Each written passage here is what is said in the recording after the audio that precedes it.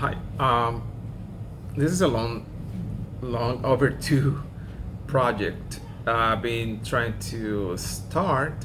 I actually started doing this some time ago in Spanish, and it didn't work really well.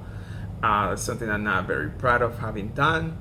So I was talking to, and I was when I have an opportunity to talk to somebody and motivate somebody close to me, a friend of mine, giving an impulse in life, giving a vision of things that had helped me. I always come back to these principles I learned from this book, 100 Ways to Motivate Yourself. My little friend here, Kayla, who I was talking to, she said, "Why don't you just start a blog?" Uh, I've been trying to live my whole life and be successful enough to help other people with my very own example. I don't think I'm unaccomplished. I have enough material things that I feel proud of in academic achievements, having graduated cum laude from the programs and having paid off my own house, having rebuilt it myself, having paid off my own car, having to fix it all the time myself, but not even using it. You can see my bicycle right here. That's actually a thing I use. Oh, you can see the hood of one of the cars I fixed, my Audi A4. And I'm doing projects right now. I'm creating my own application. I will let you guys know later what it exactly is. It's something I consider revolutionary and extremely useful. Um, I also have another channel in which I advise people in stock investment. If you want a link to the channel, I'm gonna put it on the channel on the description below. Obviously, the description is always below. People hate when people say the description down below. There's only one description in each video, so you'll find it. And I also have a traveling channel when I go on my adventures with my fiance, and so I started this blog here because I believe this is the one thing that has made me who I am, and having these things and having all these things going on right now. It's an inspiration, and it's in part I have a depth to this information I learned from this book while I was studying English at Miami-Dade College, and obviously in Miami, downtown Miami, back in the days. I found this book by accident. It was a great moment when I found it. At the time, my baby's mom, my ex, has basically left me with my baby, Isaac. And that was a very hard moment because I had a great family. I come from a family that was well structured, and I didn't see before how can you live a life without having a family with a mom and a dad. And it was a really hard learning experience for me.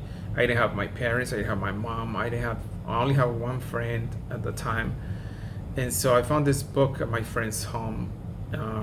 My friend Storvin, who now lives in Washington. He's an architect, also, and extremely smart person. I have lots of admiration for him.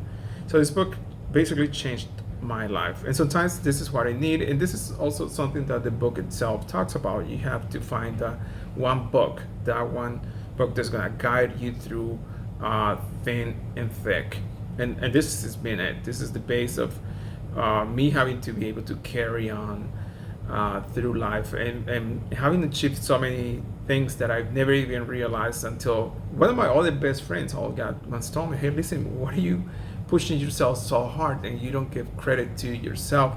And she said things that I consider not to be completely true. She said, "Hey, look, you're handsome, you have your nice car, you have a nice apartment in downtown Hollywood, you have you have degrees. I have not finished at the time my degree in architecture, and I did later pursue another degree in political science, which the one that I decided to graduate with honors, and that was a decision I made. And I said, I'm not just gonna go to school.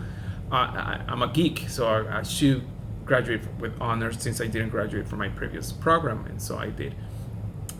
And this is something that I learned from the book also. And I tell people the way you do something is the way you do everything. So if I'm gonna go to school, I'm just not gonna go to school and get some assignments and get a C plus or C minus or B. If I'm gonna go to school, I'm gonna make the best of my time in school. What do you go to school for if not to be successful? What do you study if not to learn? What do you learn if not to use this knowledge? What do you so what are you gonna compete and be in an environment where you're actually competing with other people if you're gonna be a loser? So graduated with honors was a promise I made to my son, who was at the time saying that it was hard for him to be the best in school because there were other people. He says there's other people here. I said it doesn't matter how many people are there in your classroom. Somebody has to be the best one, right?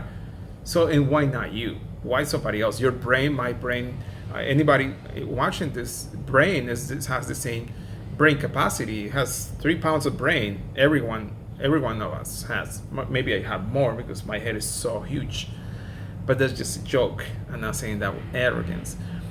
And so today I decided to go over these steps. I don't think that we are reinventing. I cannot reinvent a lot of the things that are actually out in this book. There's some things that I'm pretty sure I'm going to talk about from a personal view. That I think that I totally disagree that people do daily, the way we educate our children, or we've been educated, how we fail to educate people, how we fail to talk to them, how we fail to push their boundaries, their goals are sometimes so small if we don't, how we fail to educate them in a way they become successful, how we just settle for the today's environment, educational environment, which there's only one way to do things, which is absolutely ignorant. I mean, we have lived in the world for many thousands of years. We cannot just sum up everything to the last 10 years. And every generation starts trying to live a life that is supposedly so much different than the previous generation. That's not possible. That's not even healthy. So let's go ahead and scrutinize this book. Let's go ahead and dissect it. I'm going to start in the third edition. If you guys ever want to read this book, it's a little change. I actually like the first. It's very simple. The first edition is super simple. You can get it. I had an audiobook. I will listen to this thing. I love to listen. He's funny. Steve Chandler is really funny. And his voice, it's funny because I would give it to some people and people would say, well, his voice is kind of funky. I'm like, who cares? My voice is kind of funky. Anybody's voice is kind of funky if you think about it. If you compare with somebody else's accent, our voice, if you compare it to a British person, your American accent sounds funny, and vice versa, an Australian person or a Nigerian or South African or New Zealand.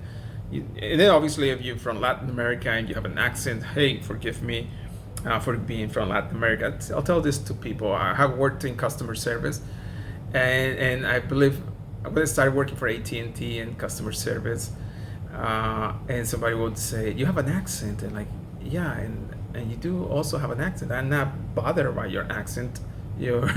Why should I? I mean, and why shouldn't I have an accent, right? So let's just think about it and be mindful of those things. So let's start with the part that I like. I'm going to start as though the book was just the way it was before. On the first thing that he talked about is, and he titled this part "Stay Hungry." I heard "Stay Hungry" from other people. I loved hearing it from, and I thought actually, I don't know how I thought it was from Steve Jobs that I heard it. He said it. There was this movie called "Stay Hungry." There was a movie that Arnold Schwarzenegger was publicizing at the time. This is in 1976, so a lot of us were not even born, and some of us were, I guess. So that's good for everybody here in this channel. And that movie was sucking air. It was not a great movie. At the time, Steve Chandler, the author of 100 Ways to Motivate Yourself, had an assignment while he was working at the Tucson Citizen magazine. He was a sports commentator or reporter, and his assignment was to spend a whole day with Arnold one on one and just write a story about this amazing bodybuilder who, by the way, happens to be the youngest Mr. Universe ever in history. And if somebody has seen his body at the time, yeah, the guy has he had a body. He has a symmetrical body, which is extremely important.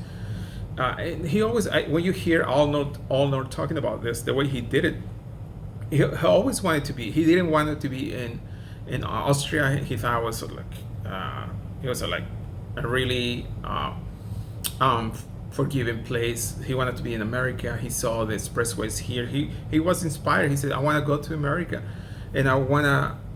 He saw somebody who was a bodybuilder before him, and it was famous. He says, "I want to do that." So he started doing that. He dedicated every single moment of working on a gym, like thinking about how cool his body was gonna look and how much these weights he was carrying, he was lifting, how painful that was, and he had a smile on his face. He said, and then because he will be thinking, "Oh my God, every time I'm doing this, I'm getting so much closer to the Mr. Universe that I want to become," which he eventually became.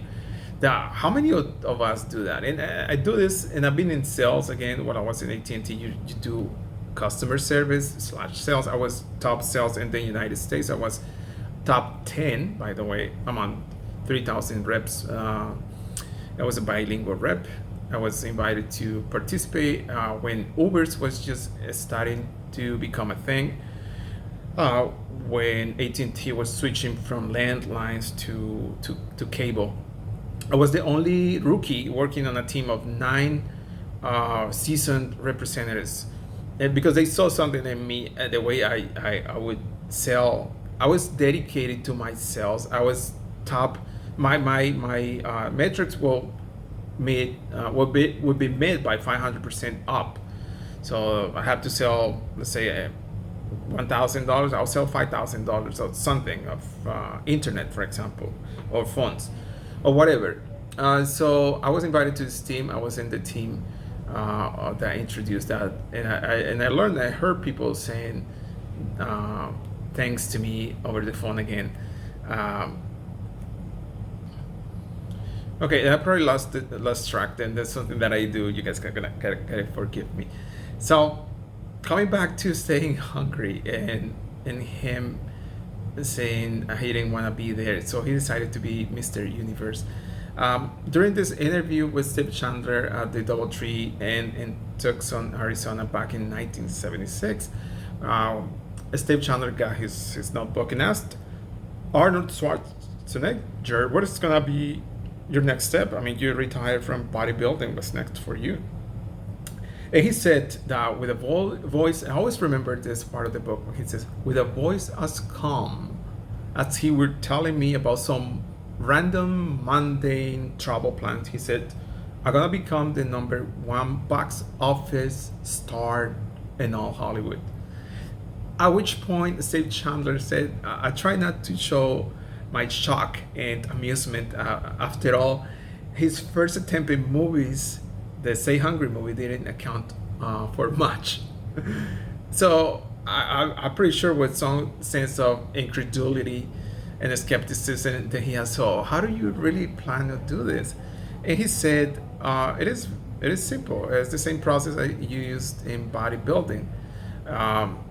What you do is you create a vision of who you want to be, and then just live into that vision as though the vision was already truth. This is a very simple way to do things, but a lot of us just fail to do it. This is basically fake it until you make it. I'm pretty sure we're gonna hear stories about Dr. Spock, Dr. Spock on Star Trek, the old series. I think Walt Savan is his last name. He was Canadian. He has this pointy ears. This guy was just an actor who happened to have to play this very smart guy who was a Vulcan guy from I was gonna say country, another planet called Vulcan, where they're supposed to be very smart. And so he has to play this very smart guy. And he said after playing for 10 years this role, he noticed how he became so smart. And this is something that actually I feel I do. I had done myself. I play anything that I want to be. Like I played to be a great tennis player. When I go to play tennis, I mean, practicing myself, I pretend that I'm the greatest. And that rubs on you. When you're gonna do something, when you study, I do the same thing. When I go to school, when I go into a gym, I pretend to be Arnold. Yeah, believe it or not. And I find very few people who can work as hard as I do.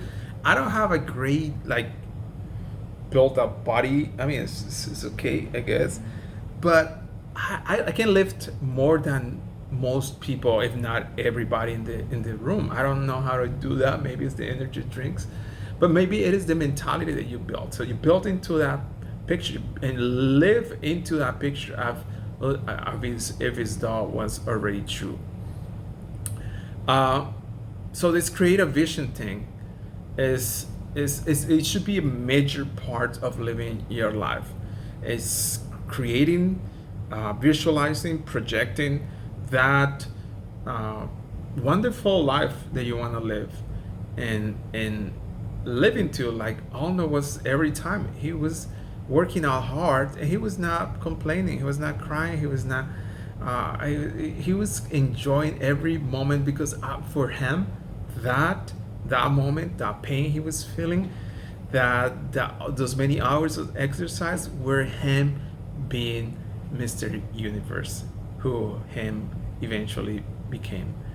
So this is the first part of this book. I really suggest that somebody find it and listen to it. I would listen to this book while I was sleeping.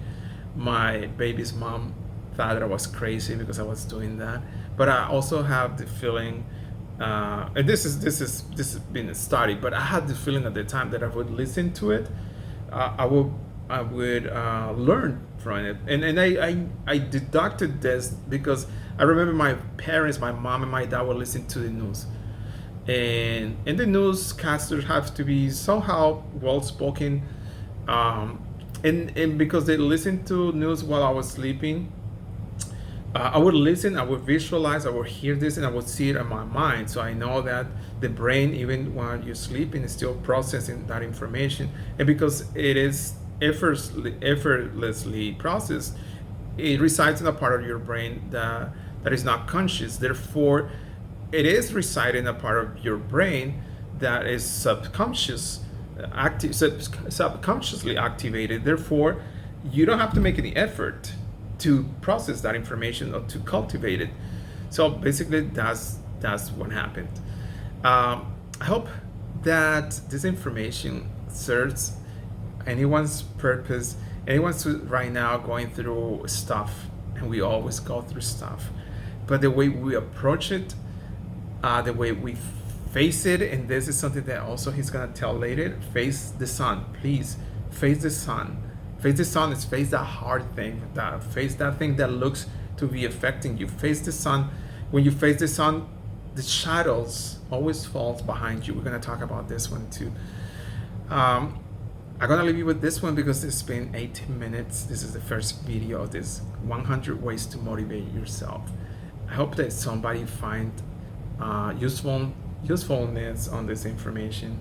And if you're going through stuff, please know that we all have been through stuff, and this smile I have right now, I don't know what I cannot get rid of. I probably learned from this book.